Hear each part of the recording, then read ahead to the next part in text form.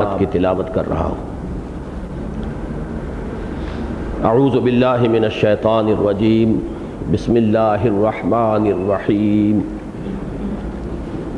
الم یأن للذین آمنوا ان تخشع قلوبهم لذکر اللہ وما نزل من الحق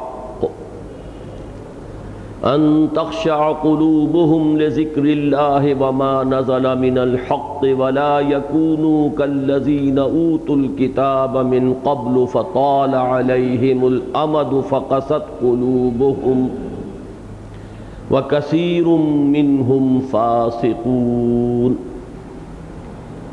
اعلموا ان الله يحيي الارض بعد موتها قد بينا لكم الآيات لعلكم تعقلون ان المصدقين والمصدقات وأقرضوا الله قرضا حسنا يضاعف لهم ولهم أجر كريم والذين آمنوا بالله ورسله أولئك هم الصديقون والشهداء عند ربهم لهم أجرهم ونورهم والذين كفروا وكذبوا بآياتنا أولئك أصحاب الجحيم صدق الله العظيم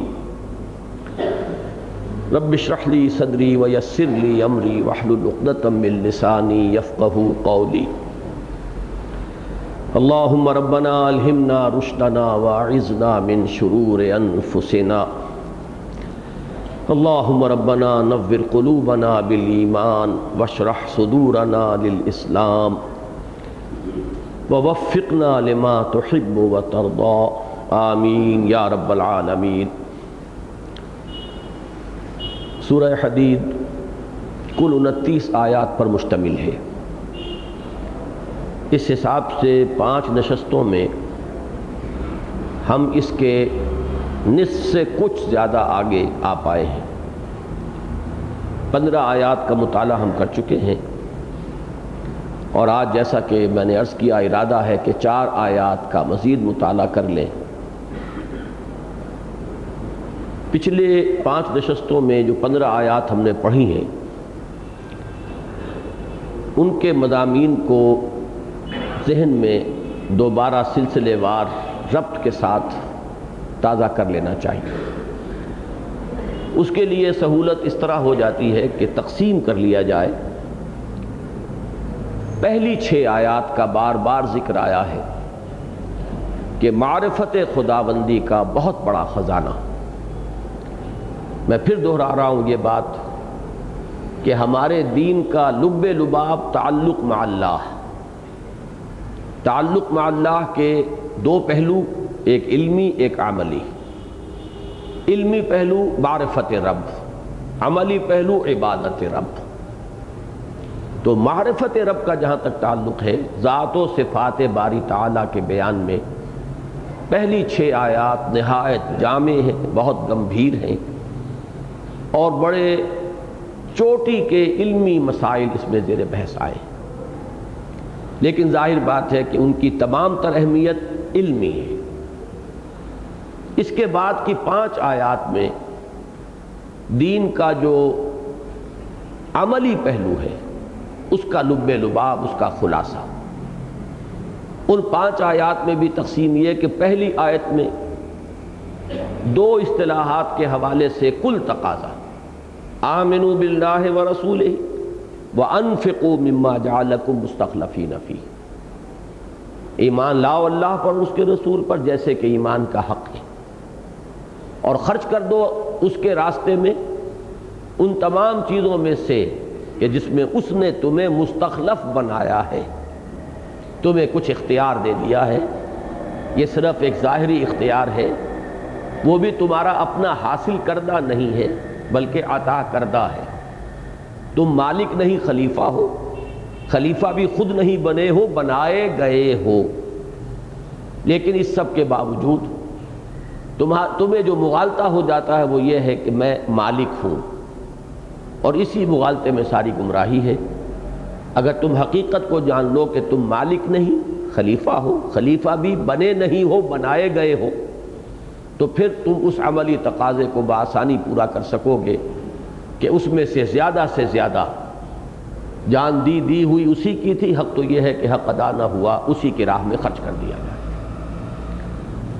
اب اس کے بعد دو آیات میں، ایک آیت میں ذرا ملامت کا، زجر کا، تنبیہ کا، جھنجھوڑنے کا انداز، وما لکم لا تؤمنون باللہ وما لکم الا تنفقوا فی سبیل اللہ، دو ہی تقاضے تھے، دونوں پر جھنجھوڑنے کا معاملہ آ گیا۔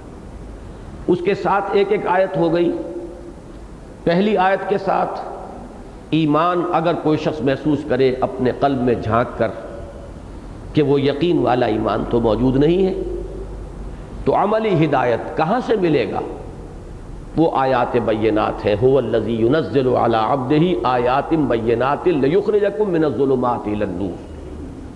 اندھیرے کوئی سے بھی ہوں، شرک کے ہوں، کفر کے ہوں، الحاد کے ہوں، مادہ پرستی کے ہوں، تشکک کے ہوں، ارتیاب کے ہوں، بے یقینی کے ہوں، ان تمام اندھیروں سے نور ایمان اور نور یقین میں لانے والی یہ آیات بینات ہیں۔ اور دوسرا جو مطالبہ تھا، کیوں خرچ نہیں کرتے، کیوں نہیں کھپاتے، کیوں نہیں لگاتے جان اور مال اللہ کی راہ میں، اس کے لیے ترغیب کا ایک بڑا چیلنجنگ انداز، من ذا الذی یقرض اللہ قرضا حسنا، کون ہے وہ باہمت شخص جو اللہ کو قرض حسنہ دینے کو تیار ہو۔ تو اس طرح 1 جمع 2 جمع 2، یہ 5 آیات پر دوسرا حصہ مشتمل تھا۔ تیسرے حصے میں جو ہم نے پچھلی مرتبہ پڑھا ہے، پہلی 2 آیات میں میدان حشر کا ایک نقشہ کھینچا گیا ہے۔ میں یہ عرض کر چکا ہوں کہ جو بھی قرآن مجید میں نقشہ کھینچ دیا گیا ہے، اجمالاً اس پر ایمان لانا ہمارا فرض ہے، ایسا ہوگا۔ اس کی تفاصیل کو ہم یہاں معین نہیں کر سکتے۔ کوئی مرحلہ ایسا ہے کہ کوئی گھپ اندھیرا ہوگا، اور اس مرحلے میں سے جو لوگ مسلمان کہلائے جاتے تھے دنیا میں، انہیں گزارا جائے گا۔ تو جن لوگوں کے پاس ایمان حقیقی کا نور تھا اور اعمال صالحہ کا نور تھا، وہ نور ظاہر ہو جائے گا، وہ ان کے آگے اور داہنی طرف دوڑتا ہوا ہوگا، اس کی روشنی میں وہ اس منزل کو عبور کر جائیں گے، وہ مرحلہ طے کر جائیں گے۔ جو منافق تھے، جن کے دلوں میں وہ نور ایمان نہیں تھا، نہ ہی کوئی اعمال صالحہ کا کسب وہ کر سکے تھے، وہ اندھیرے میں ہوں گے، وہ پکار کر کہیں گے اہل ایمان سے کہ ذرا ٹھہرو، ہمیں کچھ مہلت دو، ہم تمہاری روشنی سے فائدہ اٹھا لیں۔ انظرونا نقتبس من نورکم، کوئی کہنے والا کہے گا، قیلا مجہول کا صیغہ ہے، ارجعوا وراءکم فالتمسوا نورا، اگر لوٹ سکتے ہو تو پیچھے کی طرف لوٹ جاؤ، چلے جاؤ دنیا میں واپس، اگر ممکن ہے وہاں سے نور تلاش کرو، یہ نور وہاں سے کما کر لایا گیا ہے۔ اس کے بعد ایک فصیل حائل کر دی جائے گی، فضرب بینہم بسور لہ باب باطنہ فیہ الرحمہ وظاہرہ من قبلہ العذاب۔ جو آگے نکل گئے تھے فصیل کے اندر ہوں گے، اس کے اندر اللہ کی رحمت ہوگی، اور جو باہر رہ گئے ظاہرہ من قبلہ العذاب، اس فصیل سے باہر کی طرف اللہ کا عذاب جو ہے وہ ظاہر ہو جائے گا، یا اس کا نزول شروع ہو جائے گا۔ ان 2 آیتوں میں تو یہ نقشہ کھینچا گیا۔ اب اس کے حوالے سے بات فرمائی گئی کہ وہ لوگ جو باہر رہ گئے، اندر والوں کو پکار کر کہیں گے، ینادونہم، اب یہ ندا جو ہے خود ظاہر کر رہا ہے لفظ کہ کوئی فصیل حائل ہو چکی ہے، اب یہ پکار کر کہہ رہے ہیں، یقولون نہیں ہے، ینادونہم، الم نکم معکم، کیا ہم تمہارے ساتھ نہ تھے؟ دنیا میں تو ہم ساتھ ہی تھے، ساتھ نمازیں پڑھتے تھے، عبداللہ ابن ابی بھی پہلی صف میں کھڑا ہوتا تھا، تو ہم تو وہاں مسلمان سمجھے جاتے تھے، ساتھی تھے، یہ آج کیا ہوا؟ یہ زمین و آسمان کا فرق، اتنا بڑا فصل، اتنی عظیم فصیل حائل ہو گئی۔ اس کے جواب میں اب وہ اہل ایمان جو کہیں گے، قالوا بلا، کیوں نہیں، یہ صحیح ہے کہ تم ہمارے ساتھ تھے، وَلَكِنَّكُمْ فَتَنْتُمْ أَنفُسَكُمْ وَتَرَبَّصْتُمْ وَارْتَبْتُمْ وَغَرَّتْكُمُ الْأَمَانِيُّ حَتَّى جَاءَ أَمْرُ اللَّهِ وَغَرَّكُمْ بِاللَّهِ الْغَرُورُ۔ میں نے پچھلی مرتبہ عرض کیا تھا کہ یہ بھی اس سورہ مبارکہ کی بڑی جامع اور گمبھیر اور پروفاؤنڈ آیات میں سے ایک آیت ہے۔ پہلے حصے میں قرآن مجید کی عظیم ترین آیات میں سے وہ ایک آیت ہے، بلکہ فلسفے کی سطح پر اور حکمت کی سطح پر عظیم ترین ہے، عظیم ترین آیات میں سے ایک نہیں بلکہ عظیم ترین۔ هو الاول والآخر والظاہر والباطن وہو بکل شیء علیم، جس کے بارے میں کہ امام رازی رحمۃ اللہ علیہ کے الفاظ میں نے آپ کو سنائے، اعلم ان ھذا المقام مقام غامض عمیق محیب، خبردار ہوشدار کہ رہبر دم تیغ قدم راہ۔ دوسرے حصے میں وہ آیہ مبارکہ آیت نمبر 7، کل تقاضے دین کے دو اصطلاحات میں، آمنوا باللہ ورسولہ وانفقوا مما جعلکم مستخلفین فیہ فالذین آمنوا منکم وانفقوا لہم اجر کبیر۔ تیسرے حصے کی یہ آیت مبارکہ نفاق کے مراحل کا ذکر ہو رہا ہے۔ پہلا قدم کیا ہے؟ ایک شخص مال اور اولاد کی محبت میں کچھ زیادہ گرفتار ہو جائے۔ توحید اور ایمان کا تقاضا کیا ہے؟ اللہ اور اس کے رسول کی محبت اور اللہ کی راہ میں جہاد کی محبت تمام محبتوں پر غالب رہے۔ قل ان کان آباؤکم وابناؤکم واخوانکم وازواجکم وعشیرتکم واموال اقترفتموها وتجارۃ تخشون کسادها ومساکن ترضونها احب الیکم من اللہ ورسولہ وجہاد فی سبیلہ فتربصوا حتی یاتی اللہ بامرہ واللہ لا یہدی القوم الفاسقین۔ یہ 8 محبتیں ہیں، 5 علائق دنیاوی، 3 مال و اسباب دنیاوی۔ علائق دنیاوی میں قریب ترین کون ہو سکتے ہیں؟ اے نبی ان سے کہہ دیجئے اگر تمہیں تمہارے باپ، تمہارے بیٹے، تمہارے بھائی، تمہاری بیویاں اور تمہارے رشتہ دار، باقی سب تو ان کے بعد ہی آئیں گے نا، کنبہ، قبیلہ، قوم، خاندان، نوع انسانی، ہیومنزم، انسان کی محبت، یہ ساری چیزیں بعد میں آئیں گی۔ ہاتھی کے پاؤں میں سب کے پاؤں، 5 یہ قریب ترین گنا دیے۔ اور مال کی 3 شکلیں، وہ مال جو تم نے محنت سے کما کر جمع کیے ہیں، وہ کاروبار جو محنت سے جمائے ہیں، اب ان کے کساد کا تمہیں اندیشہ رہتا ہے، اور وہ بلڈنگیں، وہ جائیدادیں، وہ حویلیاں جو تم نے بڑے ارمانوں سے اور بڑے ہی ان کو بنایا ہے اور سجایا ہے۔ اگر یہ 8 محبتیں، اسی کو علامہ اقبال نے ایک شعر میں جمع کیا ہے، یہ مال و دولت دنیا، یہ رشتہ و پیوند، بتان وہم و گماں لا الہ الا اللہ۔ لیکن یہی بتان وہم و گناہ ہے کہ جو در حقیقت ہمارا مطلوب و مقصود بن جاتے ہیں۔ اگر کوئی شخص سمجھ لے کہ یہ بتان وہم و گماں ہے تو ہی بیڑا پار ہوگا۔ یہ مال و دولت دنیا، یہ رشتہ و پیوند۔ اب ان چیزوں کی محبت اگر اس مطلوبہ حد سے زیادہ بڑھ جاتی ہے تو گویا کہ انسان نے اپنے آپ کو اپنے ہاتھوں فتنے میں ڈال دیا۔ اس کا نتیجہ کیا نکلے گا؟ تربص، گو مگو کی کیفیت، چلوں نہ چلوں، بڑھوں نہ بڑھوں، ذرا تیل دیکھو، تیل کی دھار دیکھو، دیکھو ذرا اونٹ کس کروٹ بیٹھتا ہے۔ انگریزی میں اس کے لیے بہترین اصطلاح ہے کیلکولیٹنگ مائنڈ۔ ایک ذہن وہ ہوتا ہے جو اصل میں فیصلہ کرتا ہے کہ کوئی شے حق ہے یا باطل، حق ہے تو قبول، باطل ہے تو رد، اور جب حق کو قبول کر لیا تو ہر چہ بعد آباد ماں کشتی درا بنداختے۔ ایک کیلکولیٹنگ مائنڈ ہوتا ہے، کتنے فیصد امکان ہے، حق تو ہے لیکن بہرحال یہ بھی دیکھنا چاہیے کہ اس کے غالب آنے کا کوئی امکان بھی ہے کہ نہیں ہے۔ ہارنے والی پارٹی کے ساتھ اپنے آپ کو اٹیچ کر لینے کا کوئی فائدہ نہیں ہوگا، کچھ بچ بچ کر چلو، کچھ ذرا انتظار کرو، دیکھو حالات کیا کروٹ لیتے ہیں، اونٹ کس کروٹ بیٹھتا ہے۔ یہ کیلکولیٹنگ مائنڈ ہے۔ تو یہ نتیجہ ہے اس کا کہ جب مال و دولت دنیا اور رشتہ و پیوند کی محبت جو ہے اس نے جکڑ لیا تو اب وہ چلنے نہیں دے گی۔ تپتی راہیں مجھ کو پکارے، دامن پکڑے چھاؤں گھنیری۔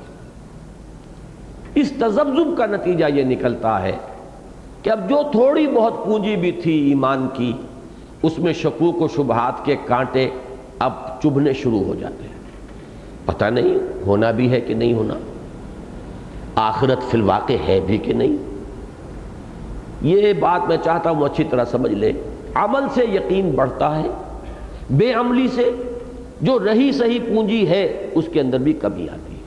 ان دونوں چیزوں کے اندر ایک لازم و ملزوم کا تعلق ہے۔ ایمان اور یقین سے عمل پیدا ہوگا، عمل سے ایمان و یقین میں اضافہ ہوگا، پھر اس اضافہ شدہ ایمان و یقین سے عمل کے اندر اور ایک نئی شان پیدا ہوگی، اضافہ ہوگا، اس کی شدت میں اور ترقی ہوگی، اس سے پھر اور یقین پیدا ہوگا۔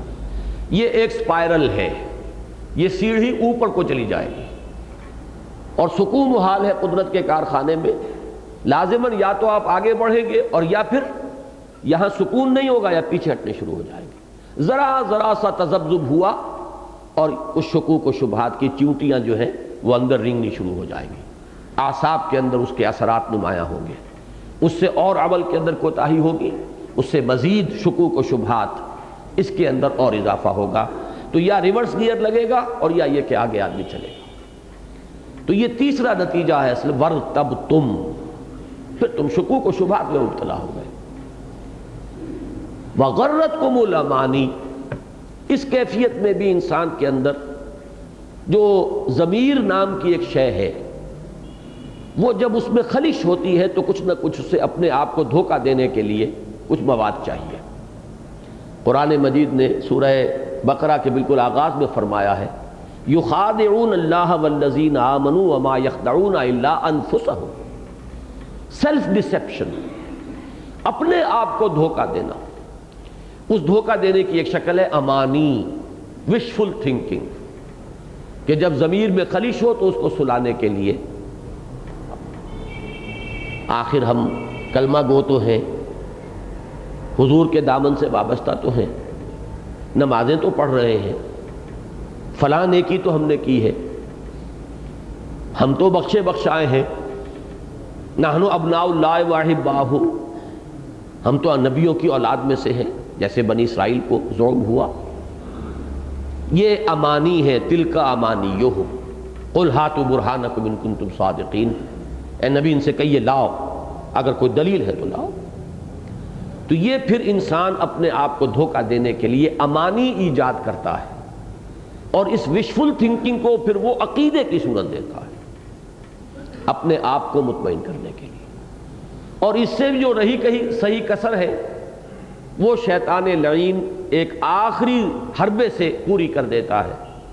وہ اللہ تعالیٰ کے بارے میں وہ بڑا غفور ہے، بڑا کریم ہے، بڑا نکتہ نواز ہے، بڑا بخشنہار ہے۔ اب یہ جو اللہ تعالیٰ کی شان کریمی اور شان غفاری اور شان ستاری اور شان رحیمی کے حوالے سے پھر اور لوریاں دے دے کر تھپک تھپک کر سلانا، اس کو یہاں منسوب کیا شیطان کی طرف۔ وَغَرَّكُمْ بِاللَّهِ الْغَرُورُ، اور تمہیں خوب دھوکہ دیا اللہ پر، اس نے جو انتہائی دھوکے باز ہے۔ یہ غین کے زبر کے ساتھ ہے غرور، آگے آئے گا اگلے سبق میں غین کے پیش کے ساتھ غرور۔ وَمَا الْحَيَاةُ الدُّنْيَا إِلَّا مَتَاعُ الْغُرُورِ، غرور مصدر ہے، غرور فعول کے وزن پر، یہ مبالغے کا صیغہ، انتہائی دغاباز۔ شکور مصدر ہے، شکور شین کے زبر کے ساتھ، انتہائی شکر گزار، شکور۔ غرور انتہائی دھوکے باز۔ میں نے اشارہ کیا تھا کہ آخری پارے میں جو سورہ انفطار ہے اس کا مرکزی مضمون یہی ہے، یا ایھا الانسان ما غرک بربک الکریم الذی خلقک فسواک فعدلک فی ای صورۃ ما شاء رکبک کلا بل تکذبون بالدین وان علیکم لحافظین کراما کاتبین یعلمون ما تفعلون، کہ یہ جو اپنے رب کی کریمی پر اور رحیمی پر اور غفوری پر اور ستاری پر جو دھوکہ کھا رہے ہو، در حقیقت یہ جزا و سزا کا انکار بن جاتا ہے۔ پھر جزا و سزا کی نفی ہو گئی۔ اللہ تعالیٰ کی شان کریمی اور شان غفاری سے تو کوئی بعید نہیں، تمام انسانوں کو بخشتے، بڑے سے بڑے کافر کو بخشتے، لیکن اللہ نے فرمایا ہے جزا و سزا ہو کر رہے گی، بدلہ مل کر رہے گا۔ تو اس کا کیا معنی ہے کہ تم اس معاملے میں اس درجے تجاوز کر رہے ہو کہ اس سے وہ کلا بل تکذبون بالدین، وہ جزا و سزا کا انکار ہو رہا ہے، اور یہ دھوکہ تمہیں دے رہا ہے وہ شیطان لعین۔ وغرکم باللہ الغرور فالیوم لا یؤخذ منکم فدیۃ ولا من الذین کفروا۔ اب اس میں پھر انجام جو ہے بتا دیا گیا، ایک نقشہ دکھایا گیا تھا میدان حشر کے حوالے سے کہ دودھ کا دودھ پانی کا پانی جدا کر دیا جائے گا، مومنین صادقین آگے نکل جائیں گے، منافقین پیچھے رہ جائیں گے، فصیل حائل ہو جائے گی۔ ادھر اللہ کی رحمتوں کا نزول شروع ہو جائے گا، ادھر اللہ کے عذاب کا ظہور شروع ہو جائے گا۔ آخری الفاظ کے اندر پھر اس انجام کو مزید کھول کر واضح کر دیا گیا، اور اس میں جیسا کہ میں نے عرض کیا تھا کہ کچھ طنز کا رنگ بھی ہے۔ فَالْيَوْمَ لَا يُؤْخَذُ مِنْكُمْ فِدْيَةٌ وَلَا مِنَ الَّذِينَ كَفَرُوا، یہاں جو کافروں کا ذکر ہو رہا ہے وہ ان کی اس بات کے جواب میں کہ أَلَمْ نَكُنْ مَعَكُمْ، انہوں نے یہ کہا تھا کہ کیا ہم تمہارے ساتھ نہ تھے؟ دنیا میں تم اہل ایمان کے ساتھ تھے، یہاں تمہارا انجام کافروں کے ساتھ ہوگا۔ فَالْيَوْمَ لَا يُؤْخَذُ مِنْكُمْ فِدْيَةٌ وَلَا مِنَ الَّذِينَ كَفَرُوا، تو آج نہ تم سے کوئی فدیہ قبول کیا جائے گا، نہ ان سے جنہوں نے کھلم کھلا کفر کیا تھا۔ مَأْوَاكُمُ النَّارُ، یہ ہے اس میں طنز۔ اب تمہاری پناہ گاہ تو آگ ہے۔ اب پناہ گاہ کا لفظ ماوا، ملجا، ماوا اس جگہ کو کہتے ہیں جہاں انسان کسی تکلیف سے بچنے کے لیے، کسی خطرے اور اندیشے سے بھاگ کر کہیں جاتا ہے، سر چھپانے کو، جان بچانے کو، وہ لفظ استعمال کیا مأواکم النار ہی مولاکم، اور اس سے آگے وہی اب تمہاری رفیق اور ہمدرد اور دمساز جو بھی ہے وہی ہے، جو دکھ درد کہنا ہے اس سے کہو، دکھ سکھ جو ہے وہ اس کے ساتھ ہے تمہارا، تو یہی تمہاری مولا ہے، وبئس المصیر، اور بہت ہی برا ٹھکانہ ہے۔ اب اگلی 4 آیات جو آج ہمیں پڑھنی ہے، ان میں جو مضمون آ رہا ہے اور جس طرح یہ چاروں آیات باہم مربوط ہیں، اس مضمون کا عنوان اپنے ذہن میں جما لیجئے، سلوک قرآنی۔ سلوک کہتے ہیں راستہ چلنے کو، سالک چلنے والا، اور یہ لفظ جو ہے عام طور پر تصوف کے حلقے میں مستعمل ہے، سالک، کہ سالک بے خبر نبوت راہ و رسم منزل ہا۔ لیکن سلوک کے جو تصورات ہمارے ہاں عام طور پر اہل تصوف کے حلقوں میں پائے جاتے ہیں، قرآن مجید جو سلوک پیش کرتا ہے وہ کچھ مختلف ہے، اپنی جگہ پر ایک مکمل نظام۔ میں حوالہ دینا چاہتا ہوں کہ سید احمد شہید رحمۃ اللہ علیہ نے جب اپنی اس دعوت اصلاح اور دعوت توبہ اور پھر دعوت جہاد کا آغاز فرمایا، تو وہ جہاں 4 جو سلسلے مسلمانوں میں پہلے سے متعارف اور متداول چلے آ رہے تھے، سلسلہ نقشبندیہ، قادریہ، چشتیہ، سہروردیہ، ان 4 میں بھی بیعت کرتے تھے، اور ایک نئی بیعت، 5ویں بیعت تھی سلسلہ محمدیہ صلی اللہ علیہ وسلم۔ اس سے پہلے تو یہ نام کبھی کسی نے سنا ہی نہیں تھا۔ بات واضح کرنا چاہتے تھے کہ حضور کا طریقہ جو تھا، تصوفی کا لفظ اگر آپ ضرور استعمال کرنا چاہتے ہیں تو وہ کچھ مختلف تھا۔ طریق نقشبندیہ ہے، طریق سہروردیہ ہے، سلسلہ چشتیہ ہے، تو ایک سلسلہ محمدیہ بھی ہے صلی اللہ علیہ وسلم، جس کی اہم ترین شہ ہے جہاد۔ اسی طریقے سے میں عرض کر رہا ہوں کہ سلوک ایک سلوک قرآنی ہے جو ان 4 آیات میں آ رہا ہے، تو عنوان ذہن میں رہے گا تو پھر ان 4 آیتوں کے باہمی ربط پر آپ پوری گہرائی میں غور کر سکیں گے۔ الم یعن للذین آمنوا ان تخشع قلوبہم لذکر اللہ وما نزل من الحق، انا یعنی کسی چیز کا وقت آ جانا۔ الم یعن للذین آمنوا، کیا اہل ایمان کے لیے ابھی وقت نہیں آیا ہے؟ ان تخشع قلوبہم، خشوع کہتے ہیں جھکاؤ کو، جھک جانا۔ قرآن مجید میں کفار کا نقشہ کھینچا گیا، میدان حشر میں شرمندگی، خجالت، مایوسی سے ان کی نگاہیں زمین میں گڑی ہوئی ہوں گی۔ خاشعۃ ابصارہم ترہقہم ذلہ، تو وہ جو خشوع ہے، ان تخشع قلوبہم لذکر اللہ وما نزل من الحق، کہ جھک جائیں ان کے دل اللہ کی یاد کے لیے یا اللہ کی یاد میں، اور اس شے کے لیے کہ جو حق میں سے نازل ہوئی ہے، یعنی قرآن حکیم۔ اب دیکھیے پچھلے سبق کے مضمون سے اس کے ربط کو جوڑیے۔ پچھلے سبق کا حاصل کیا ہے کہ ہر شخص اپنا جائزہ لے، دروں بینی سے کام لے، اپنے گریبان میں جھانکے، وہ کس مرحلے میں ہے، کون سی وادی میں ہے، کون سی منزل میں ہے، عشق بلاخیز کا قافلہ سخت جاں، کہیں شکوک و شبہات نے تو نہیں ڈیرا لگایا ہوا؟ یہ آدمی اپنا تجزیہ کرتا ہے اور محسوس کرتا ہے کہ مال و دولت دنیا اور رشتہ و پیوند سے میرا تعلق جو ہے اس تعلق سے زائد ہے جتنا کہ ہونا چاہیے. تو اب ایک چونکانے کے انداز میں، اصلاح پر آمادہ کرنے کے انداز میں، جھنجھوڑنے کے انداز میں فرمایا گیا پھر تاخیر کس بات کی؟ اگر یہ شعور ہو گیا ہے، اگر یہ احساس ہو گیا ہے تو catch the time by the forelock. یہ بڑا قیمتی لمحہ ہے، اس لمحے کو امر بناؤ، یہ اب جانے نہ پائے. اس لیے کہ شیطان کا ایک بہت بڑا حربہ یہ ہے کہ وہ انسان کو لوریاں دے دے کر تھپک تھپک کر سلاتا ہے، جن میں سے ایک لوری یہ بھی ہے کہ ذرا ابھی یہ کام ہے یہ کر لوں، بس پھر ہمتن لگ جاؤں گا اللہ کے دین کے کام میں. ابھی ذرا یہ ذمہ داریاں ہیں، بچوں کا معاملہ ہے، بچیاں ہیں ان کے ہاتھ پیلے کرنے ہیں، فلاں کا معاملہ ہے. یہ جو تاخیر ہے یہ بہت بڑا حربہ ہے شیطان.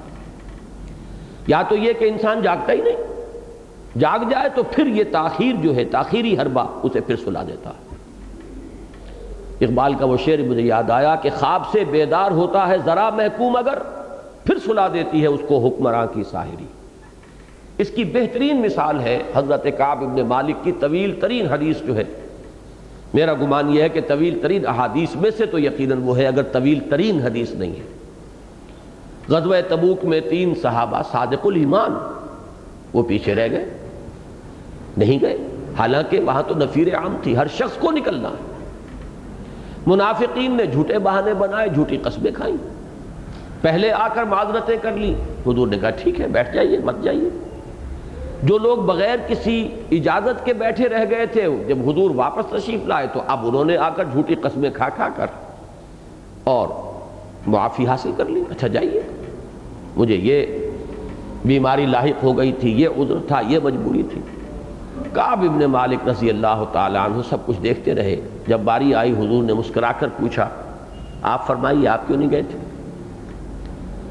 تو انہوں نے کہا کہ حضور میرے بھی منہ میں زبان ہے، میں بھی جھوٹے بہانے بنا سکتا ہوں اور آپ کے عتاب سے اس وقت میں اپنے آپ کو بچا سکتا ہوں، لیکن یہ کہ مجھے اللہ کی پکڑ سے کون بچائے گا.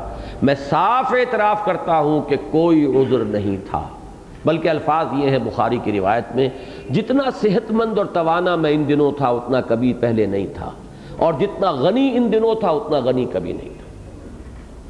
نہ کوئی مال کا عذر تھا کہ سواری نہ ہو یا راستے کا زاد راہ نہ ہو، نہ بیماری کا عذر تھا. پھر انہوں نے تفصیل بتائی کہ حضور میرے نفس نے جو مجھے پٹی پڑھائی وہ یہ تھی کہ تمہاری اونٹنی بڑی تیز رفتار ہے، بہت توانا جوان، حضور تو چلیں گے پورے لشکر کے ساتھ تو لشکر کی موومنٹ تو بڑی سلو ہوتی ہے، تم ذرا چند دن اور آرام کرو گھر کی ٹھنڈی چھاؤں کے اندر، مزے لوٹ لو گھر کے عیش کے، اس کے بعد ذرا تیزی سے منزل پہ منزل کرتے ہوئے حضور کے ساتھ جا ملنا.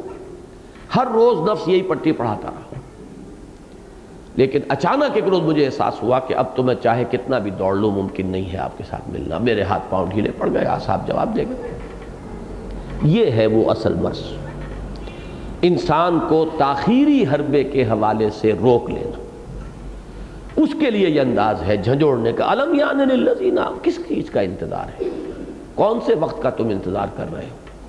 قرآن مجید میں بہت سے مقامات پر اس بات کو واضح کیا گیا ہے کہ جب بھی حق کا انکشاف ہو اور انسان حق کو پہچاننے کے باوجود اعراض کرے تو اب اس کے اندر سے استعداد سلب کر لی جاتی ہے. پھر زیادہ بڑا انکشاف ہوگا تو شاید وہ چونکے. پھر بھی اگر کسی وجہ سے آنکھیں بند کر لے گا، کسی مصلحت کی وجہ سے، کسی خوف کی وجہ سے، کسی دنیاوی محبت کی وجہ سے، کسی تعصب کی وجہ سے، تو پھر اور استعداد کم ہو جائے گی. ہوتے ہوتے انسان کے اندر سرے سے حق کو پہچاننے اور حق کو قبول کرنے کی صلاحیت ہی نہیں رہتی. اور یہ وہ وقت ہوتا ہے جس کے بارے میں فرمایا ختم اللہ علی قلوبہم وعلی سمعہم وعلی ابصارہم غشاوہ. تو وہی انداز ہو جاتا ہے انسان جب ٹالتا رہتا ہے، تاخیر کرتا ہے، پیچھے ڈالتا رہتا ہے، اس کے لیے جھنجھوڑنے کا انداز ہے الم یان للذین آمنوا ان تخشع قلوبہم لذکر اللہ وما نزل من الحق۔ ذکر اللہ اور وما نزل من الحق، بعض حضرات نے دونوں سے مراد لیا ہے قرآن مجید، اس لیے کہ قرآن مجید اپنے آپ کو الذکر کہتا ہے، انا نحن نزلنا الذکر وانا لہ لحافظون، یا ایھا الذی نزل علیہ الذکر انک لمجنون۔ اللہ تعالیٰ نے خود بھی فرمایا ہم نے ہی اس الذکر کو نازل کیا ہے اور ہم ہی اس کے محافظ ہیں۔ اور مخالفین، معاندین، مستہزئین، مذاق اڑانے والوں کا قول بھی نقل ہوا کہ یا ایھا الذی نزل علیہ الذکر انک لمجنون، اے وہ شخص جس پر اس کے خیال کے مطابق الذکر نازل ہوا ہے، ہم تو تمہیں مجنون سمجھتے ہیں، دیوانہ سمجھتے ہیں۔ تو الذکر یہ قرآن ہے، وانزلنا الیک الذکر لتبین للناس ما نزل الیہم، اور اے نبی ہم نے یہ الذکر آپ پر نازل کیا ہے تاکہ آپ اسے واضح کریں، اس کی تبیین کریں ان لوگوں کے لیے جن کے لیے یہ نازل کیا گیا۔ تو ایک تو مفہوم یہ ہے کہ الذکر تو قرآن ہے، اور وما نزل من الحق، لا ظاہر بات ہے کہ جو حق میں سے نازل ہوا وہ قرآن مجید ہے۔ تو گویا کہ دونوں کا مفہوم ایک ہوا، تو واو یہاں پر آئے گا اب واو تفسیری کے معنی میں، یعنی وہ شے ذکر، یعنی وہ جو نازل ہوا ہے الحق سے، تو یہ واو تفسیری بن جائے گا۔ اسے واو عطف مانا جائے تو ذکر کو عام رکھیں گے، جیسے کہ سورہ عنکبوت میں آتا ہے 21ویں پارے کی پہلی آیت، اتل ما اوحی الیک من الکتاب واقم الصلاۃ ان الصلاۃ تنہی عن الفحشاء والمنکر ولذکر اللہ اکبر واللہ یعلم ما تصنعون۔ نماز بھی ذکر کے لیے ہے، قرآن بھی ذکر ہے، اور بھی جو ذکر کے حضور صلی اللہ علیہ وسلم سے طریقے ثابت ہوں وہ بھی اس میں شامل ہو جائیں گے عموم کے اندر۔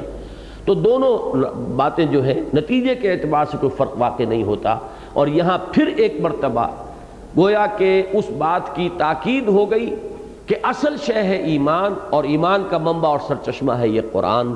تو کیا وقت نہیں آ گیا اہل ایمان کے لیے کہ ان کے دل جھک جائیں اس قرآن کے سامنے، قبول حق کے لیے دلوں کے اندر ایک انقیاد کی کیفیت پیدا ہو جائے۔ وَلَا يَكُونُوا كَالَّذِينَ أُوتُوا الْكِتَابَ مِن قَبْلُ، اور وہ نہ ہو جائیں، یکونو یہ حالت نسبی میں بھی ہو سکتا ہے، حالت جزم کی کیفیت میں بھی۔ نسبی ہوگا تو وہ ان جو پہلے تھا،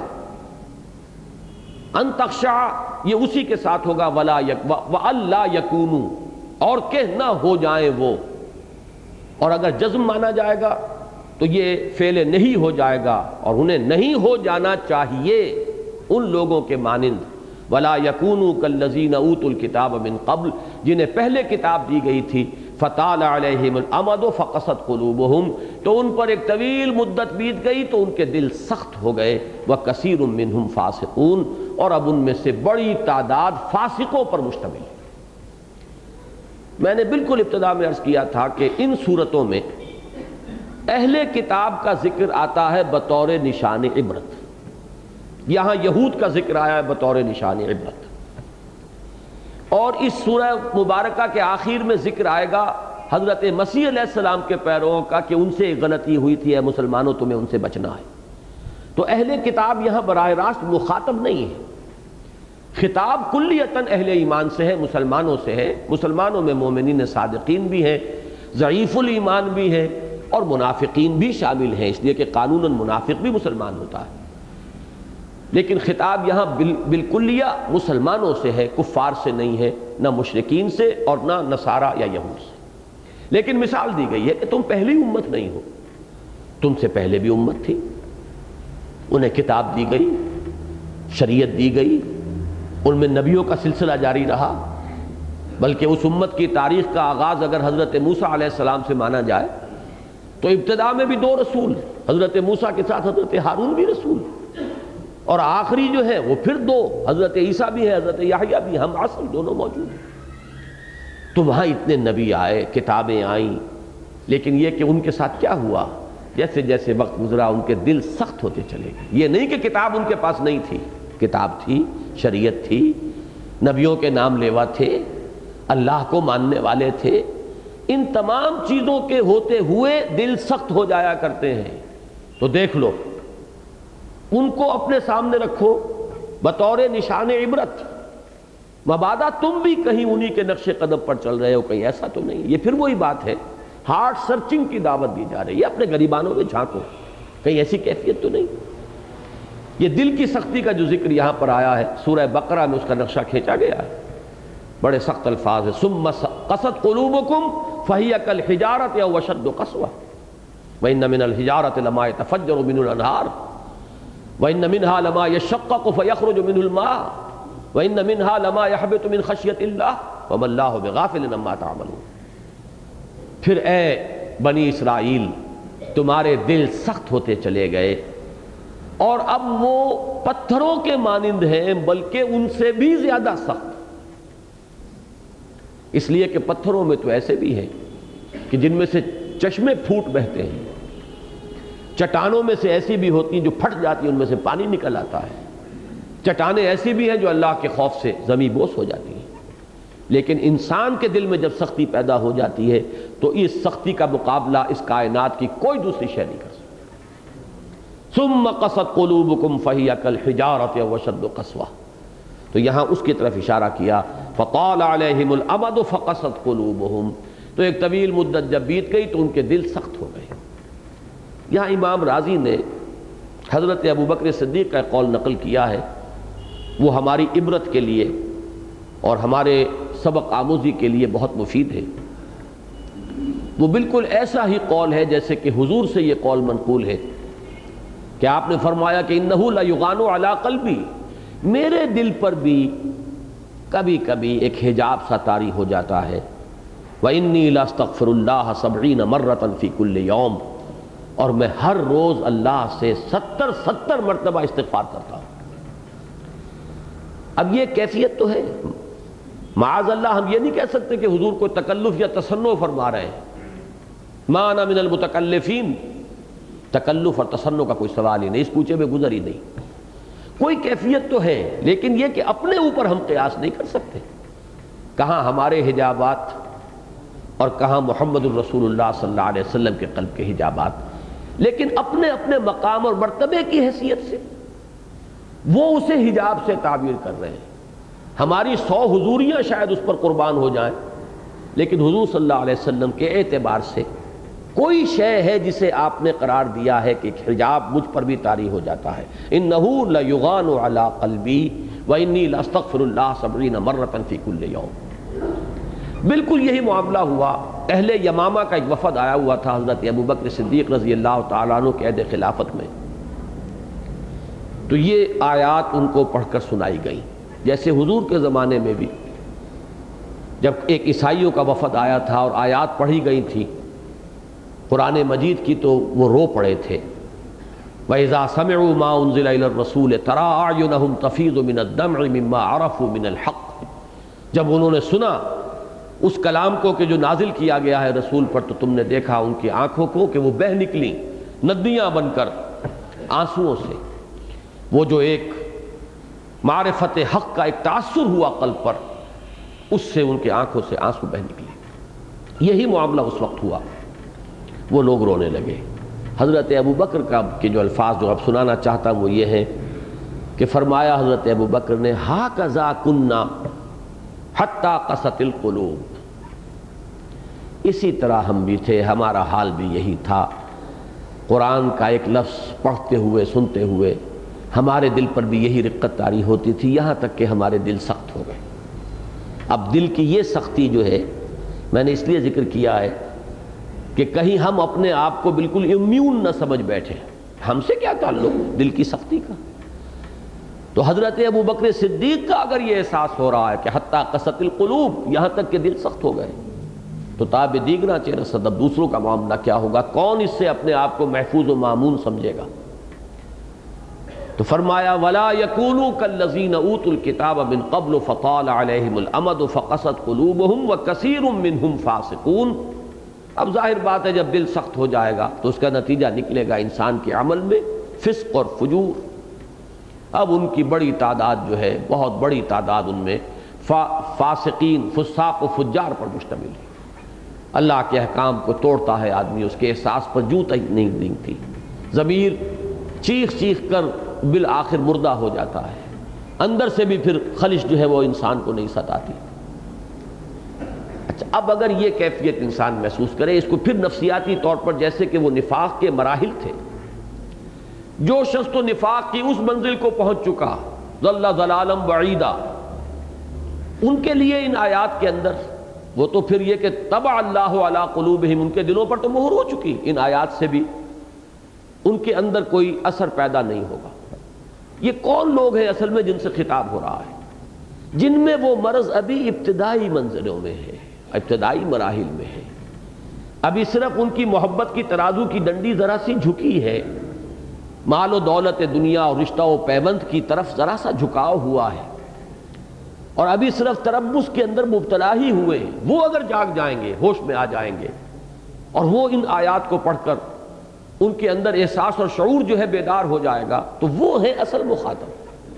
کہ ہم انہیں مزید چونکانے کے لیے کہ کہیں شیطان کا کوئی تاخیری حربہ انہیں اب اپنی اصلاح پر قبر بستہ ہونے سے روک نہ لے۔ الم یان للذین آمنوا ان تخشع قلوبہم لذکر اللہ وما نزل من الحق ولا يكونوا كالذين اوتوا الكتاب من قبل فطال عليهم الامد فقست قلوبهم وكثير منهم فاسقون۔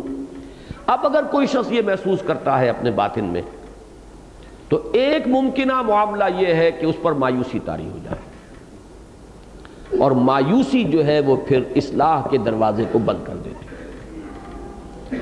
وہ قوت ارادی جو اصلاح کے لیے درکار ہے، مایوسی اسے شل کر دیتی ہے۔ اگلی آیت اصل میں اس مایوسی کا علاج ہے۔ اعلموا ان اللہ یحیی الارض بعد موتها، جان لو۔ اب یہ جو انداز ہے اعلموا، اس سورہ مبارکہ میں آگے بھی آئے گا چل کر، یہ جان لو، اس حقیقت کو اچھی طرح پہچانو کہ اللہ تو زمین کو اس کے مردہ ہونے کے بعد زندہ کر دیا کرتا ہے۔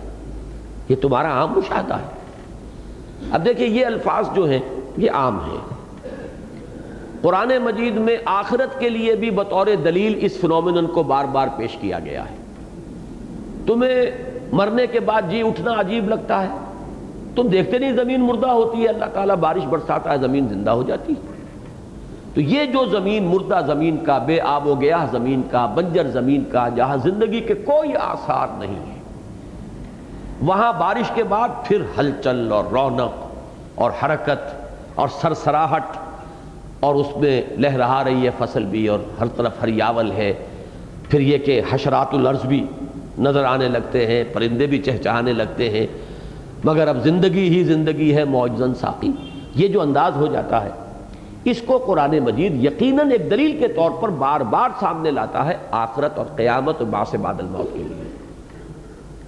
اسی طریقے چنانچہ بعض حضرات کا ذہن ادھر گیا ہے کہ اصل میں خشوع و خضوع جو ہے وہ ایمان بالآخرت کے پروپورشنیٹ ہوگا، اور ایمان بالآخرت کو تقویت پہنچانے کے لیے یہ بات جو قرآن مجید میں بے شمار جگہ پر آئی ہے، بعث بعد الموت کی دلیل کے طور پر اسے یہاں لایا گیا۔ ایک رائے یہ سامنے آئی، میں نے جب تفاسیر کو دیکھا ہے، کہ یہ جو حالات کی مایوسی ہوتی ہے، آپ دیکھتے ہیں جیسے آج کل کے ہمارے حالات ہیں، مجھے کہیں دور سے کوئی مثال لانے کی ضرورت نہیں ہے، کتنے لوگوں کے ذہنوں پر مایوسی کے دھندل کے چھا چکے ہیں پاکستان کے مستقبل اور پاکستان کے حالات کے بارے میں۔ کتنی جماعتیں اور کتنے کام اور کتنے مختلف طریقوں سے کوششیں ہو رہی ہیں، نتیجہ صفر۔ بلکہ آدمی دیکھ رہا ہے کھلی آنکھوں سے کہ حالات بد سے بدتر ہوتے چلے جا رہے ہیں۔ جو کچھ حالات کراچی میں ہوئے ہیں سال ڈیڑھ سال سے، اس نے تو اچھوں کو، جو بہت ہی جن کا کہ پر امید مزاج تھا، آپٹیمسٹک لوگ تھے، ان کے اندر بھی مایوسی کے بڑے گہرے دھندل کے اسے پیدا ہو گئے۔ تو یہ جو مایوسی ہے، اس کے علاج کے طور پر بھی یہ فنومینن سامنے آ سکتا ہے کہ تم مردہ زمین کو دیکھتے ہو، اللہ زندہ کر دیتا ہے۔ اس کی ایک مثال جو سورہ بقرہ میں حضرت عزیر کا واقعہ آیا ہے کہ جب یہود پر وہ عذاب آیا تھا اللہ کا نبوکدنضر کے ہاتھوں، اور اس نے لاکھوں یہودیوں کو قتل کیا اور 6 لاکھ کو وہ قیدی بنا کر لے گیا بیبیلونیا، اور بیت المقدس جو ہے اس کی اینٹ سے اینٹ بجا دی، ہیکل سلیمانی کو مسمار کر دیا، اس کی بنیادیں تک پھوڑ ڈالی، کوئی ایک گھر بھی وہاں زندہ سلامت نہیں رہا۔ تو اب وہاں سے جب حضرت عزیر کا گزر ہوا ہے، انا یحیی ھذہ اللہ بعد موتھا، رسول ہیں، پیغمبر ہیں، لیکن حالات سے تو انسان متاثر ہوتا ہے۔ کیسے اللہ تعالیٰ اب اس بستی کو اس درجے اجڑ جانے کے بعد اللہ کیسے زندہ کرے گا؟ کیا یہ بھی دوبارہ کبھی آباد ہو سکتی ہے؟ پھر اس کی وہ گہما گہمی اور چہل پہل اور اس کی رونقیں پھر لوٹ کر آ سکتی ہیں؟ تو اس کے لیے اللہ تعالیٰ نے انہیں گزارا ایک تجربے سے، فَأَمَاتَهُ اللَّهُ مِئَةَ عَامٍ ثُمَّ بَعَثَهُ، وہ سورہ بقرہ کا وہ مقام آپ کے ذہن میں ہوگا۔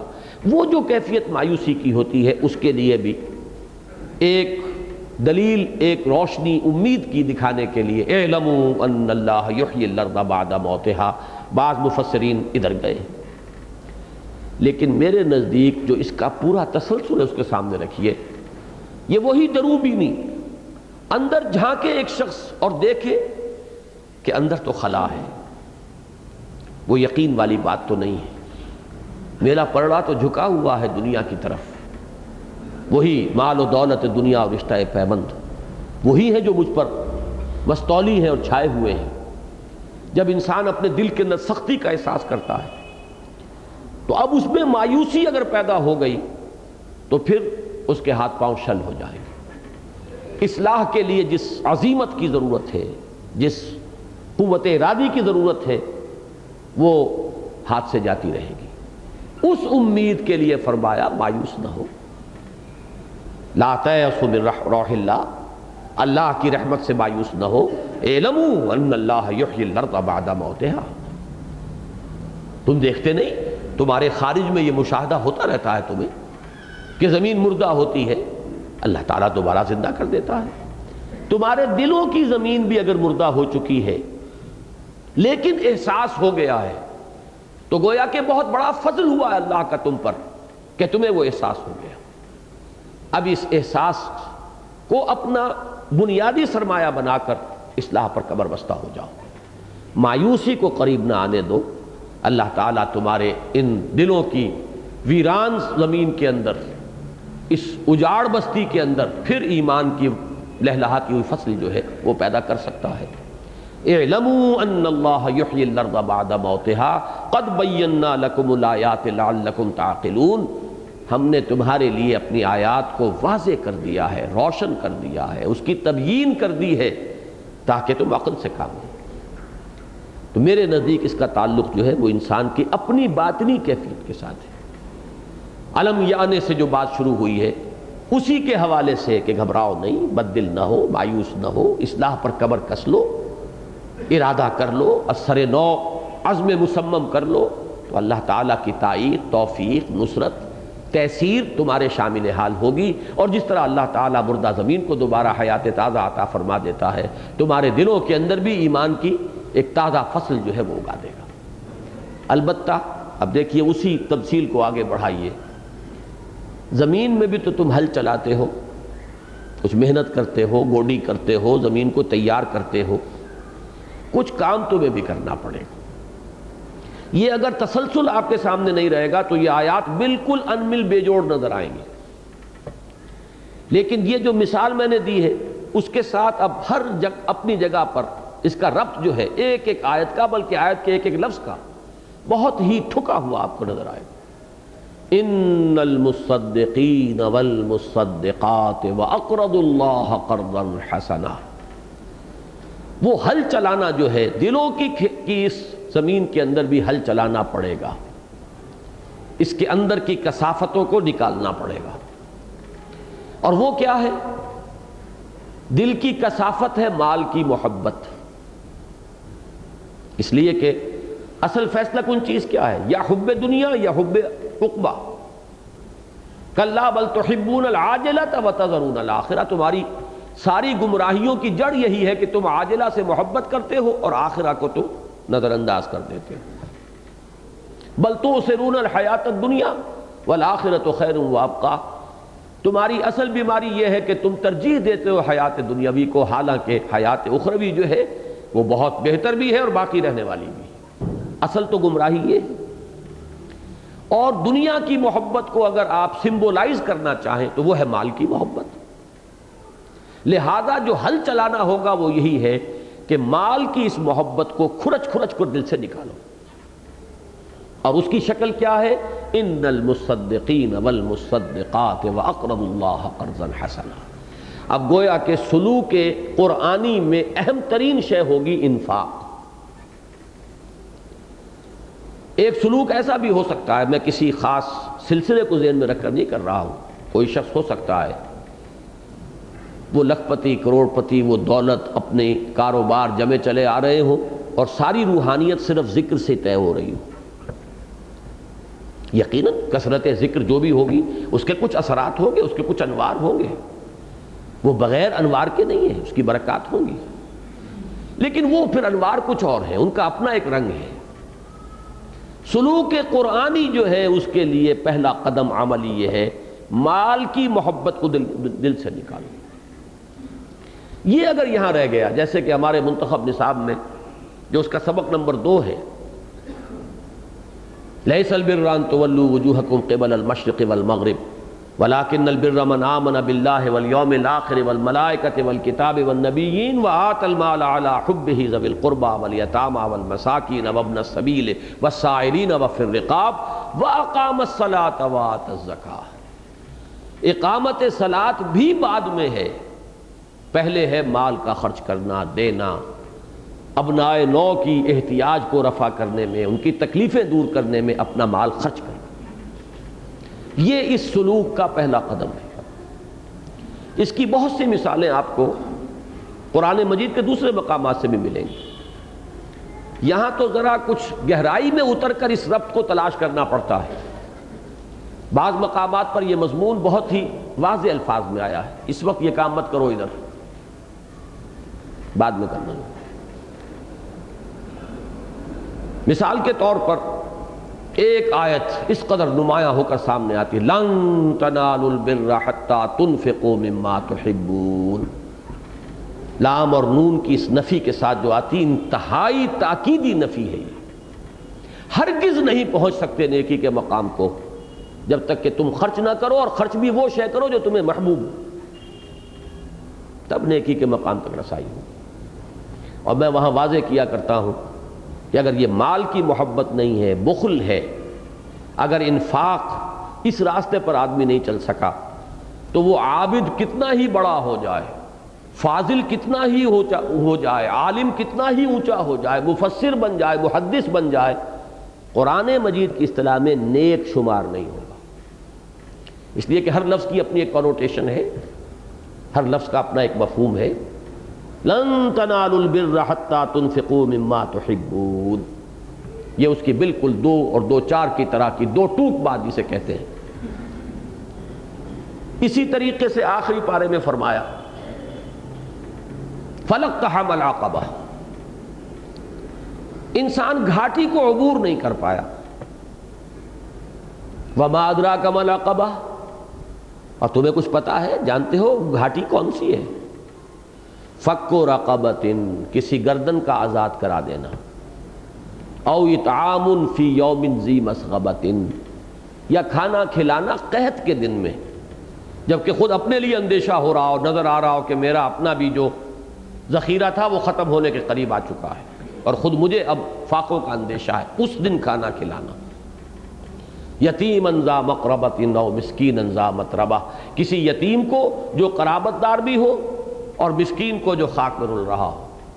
اور یہاں لفظ آیا انتہائی اہم، ثم کان من الذین آمنوا وتواصوا بالصبر وتواصوا بالمرحمہ، پھر وہ شامل ہو ان لوگوں میں جو ایمان لائے اور جنہوں نے ایک دوسرے کو وصیت کی، مرحمہ کی اور صبر کی۔ یہ ثم کا لفظ وہاں بہت اہم ہے، اسی کو یہاں پر میں عرض کروں گا کہ یہاں محذوف سمجھیے، اس لیے کہ اس آیت اور اگلی آیت کا ربط جو ہے وہ بالکل نہیں سمجھ میں آتا اگر یہ لفظ ثم کو یہاں محذوف نہیں مانیں گے، کہ اس گھاٹی میں سے، اس باٹل نیک میں سے انسان گزر جائے پھر ایمان کا اگر بیج پڑے گا دل میں تو کھیتی لہلہائے گی، اور اگر یہ بخل کی کثافت اور نجاست دل کے اندر جوں کی تو رہی تو اگر بیج پڑ بھی گیا تو نفاق وجود میں آئے گا، وہ ایمان کی کھیتی نہیں لہلہا سکتی۔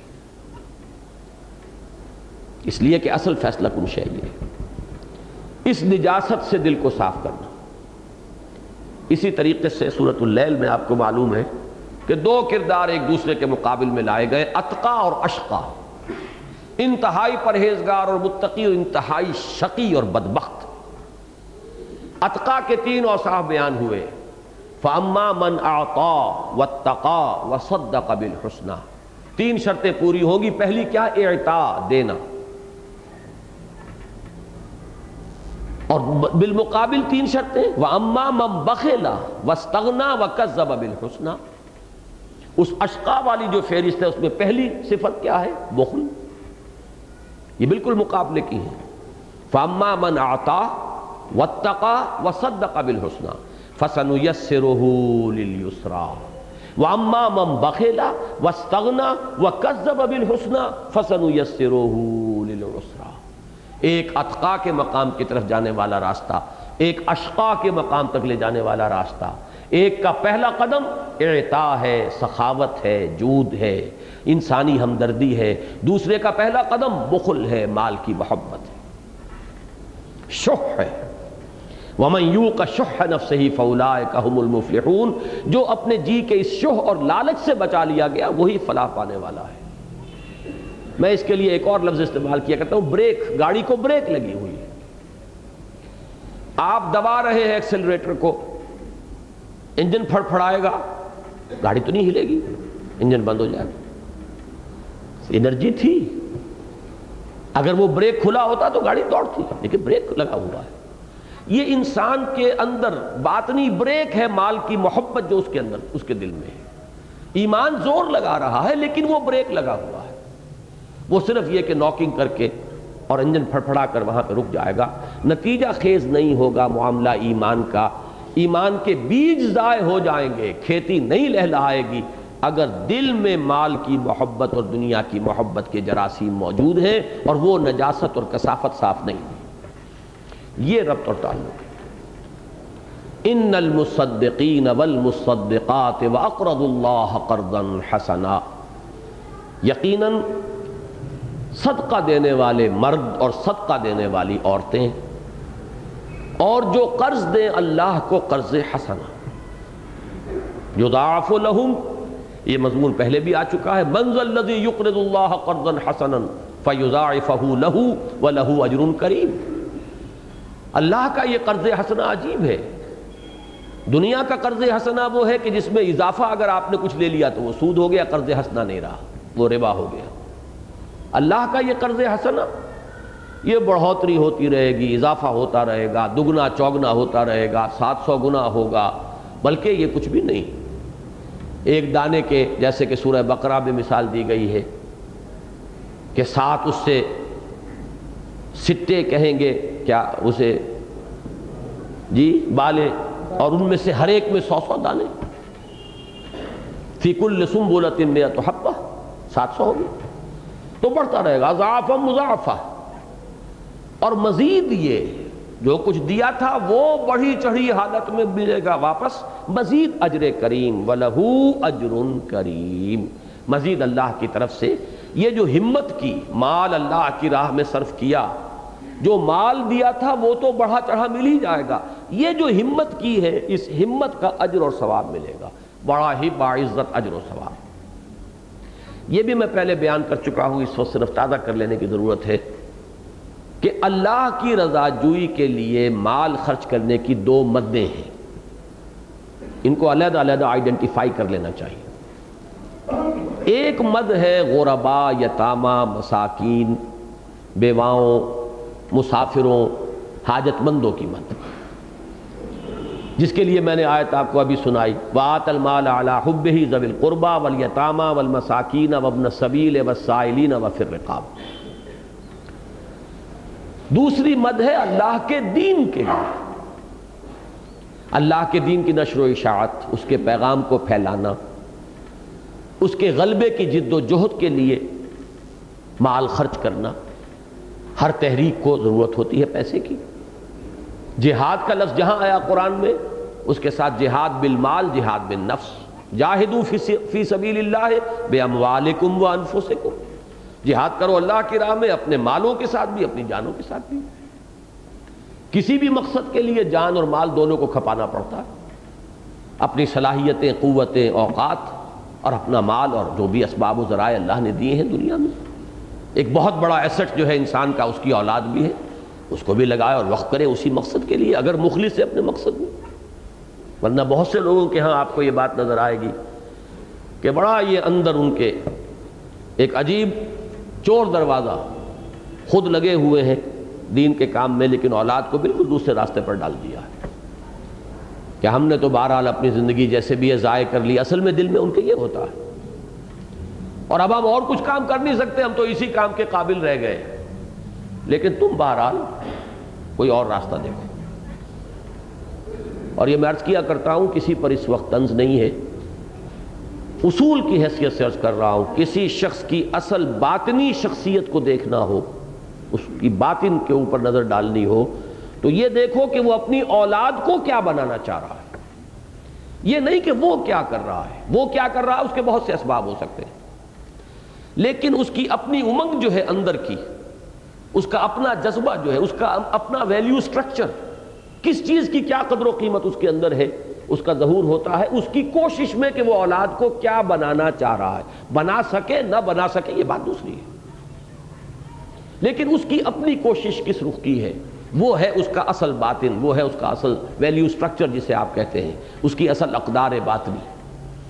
بہرحال اس وقت تو ذکر آ گیا مال اولاد، انما اموالکم واولادکم فتنہ، اسی معنی میں تو کہا یہی دو تو ہیں جن پر تمہیں آزمایا جا رہا ہے، یہی تو کسوٹیاں ہیں جن پر تمہیں رگڑ کر تمہارے اندر کتنا کچھ کھرا ایمان ہے اور کتنا کچھ کھوٹ ہے اس کا امتحان لیا جا رہا ہے. تو یہ اللہ کے دین کے لیے خرچ کرنا، کھپانا، یہ ایک مد، اور غریبوں، مسکینوں، بیواؤں، یتیموں، محتاجوں، مسافروں، سائلوں کے لیے یہ دوسری مد. اور ان دو کے لیے جو اصطلاحات ہیں اس کو ذہن میں رکھیے. پہلی کے لیے عام طور پر آئے گا لفظ صدقہ، اور زکوٰۃ بھی در حقیقت اسی مد کی شے. اگرچہ زکوٰۃ کی بھی 8 مدوں میں سے ایک مد جو ہے وہ فی سبیل اللہ کی ہے، لیکن یہ کہ 7 مدیں جو ہیں اس کی وہ اسی کھاتے کی ہیں، غربا، مساکین، یتامہ، محتاج، ان کے لیے. اور میں نے پچھلی مرتبہ بھی عرض کیا تھا، اس سے پچھلی مرتبہ، کہ یہی وجہ ہے کہ زکوٰۃ کی بجائے لفظ صدقات آیا ہے سورہ توبہ کی اس آیت میں جس میں کہ وہ مدیں بیان ہوئی. انما الصدقات للفقراء، یہاں سے وہ آیت چلتی ہے تو وہاں لفظ زکوٰۃ کو بھی صدقات کے لفظ سے تعبیر کیا گیا. تو صدقہ اور زکوٰۃ یہ ہے اس پہلی مد کے لیے اصطلاحات. اور انفاق فی سبیل اللہ یا مجرد انفاق اور اللہ کو قرض حسنہ دینا یہ ہے دوسری مد. اگرچہ یہ انٹر کنورٹیبل ہوں گی، ایک دوسرے کی جگہ پر بھی آ جائیں گی. اگر انسان غریبوں اور یتیموں کو بھی دے رہا ہے لیکن دے رہا ہے خالصتاً لوجہ اللہ، اللہ کی رضا جوئی کے لیے، تو یہ بھی یقیناً اللہ کے ذمہ قرضہ ہے جو اللہ اسے چکائے گا. لیکن یہ کہ اصل میں ان دونوں کے اپنی اپنی جو ہیں مدیں علیحدہ علیحدہ، ان کو سمجھ لیجئے. یہی وجہ ہے کہ یہاں پر اس آیت میں ان دونوں کو جمع کر دیا گیا. ان المصدقین والمصدقات واقرضوا اللہ قرضا حسنا. جہاں تک وہ دل کی نجاست کو دھونے کا تعلق ہے، دونوں کی تاثیر جو ہے وہ اپنی جگہ مسلم ہے.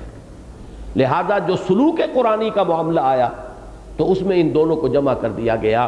یقیناً صدقہ دینے والے مرد اور صدقہ دینے والی عورتیں، اور جو اللہ کو قرض حسنہ دیں، یضاعف لہم ولہم اجر کریم، ان کے لیے دوہرا کیا جائے گا، بڑھایا جائے گا اور ان کو اجر کریم سے نوازا جائے گا. اب اگلی آخری آیت آ رہی ہے. یہاں ہے جو میں نے عرض کیا تھا کہ اگر سما والی مثال جو میں نے دی ہے آپ کو، فلقتحم العقبہ وما ادراک ما العقبہ فک رقبہ او اطعام فی یوم ذی مسغبہ یتیما ذا مقربہ او مسکینا ذا متربہ ثم کان من الذین آمنوا وتواصوا بالصبر وتواصوا بالمرحمہ. وہی ثم یہاں بھی مقدر مانیے. جب یہ نہیں ہوگا تو بڑے اشکالات پیدا ہو جائیں گے جو بہت سی تفسیروں میں آپ کو نظر آئیں گے. والذین آمنوا باللہ ورسولہ ورسلہ، اور وہ لوگ جو ایمان لائے اللہ پر اور اس کے رسولوں پر، اولئک ھم الصدیقون والشہداء عند ربہم، تو وہ ہیں صدیق اور شہداء اپنے رب کے پاس. اب یہاں ایک اشکال پیدا ہو جاتا ہے اگر تعلق نہ رکھیں، کیا تمام اہل ایمان صدیق ہیں؟ والذین آمنوا باللہ ورسلہ اولئک ھم الصدیقون والشہداء. ظاہر بات ہے کہ یہ تو بالبداہت بات جو ہے صحیح معلوم نہیں ہوتی. یہ تو مراتب ہے، صدیقیت بہت اونچا مرتبہ ہے، شہادت کا بہت اعلیٰ رتبہ ہے. یہ اس قرآن مجید کی اصطلاحات ہیں، ان کو یہاں لغوی مفہوم کے اوپر ہم قیاس نہیں کر سکتے.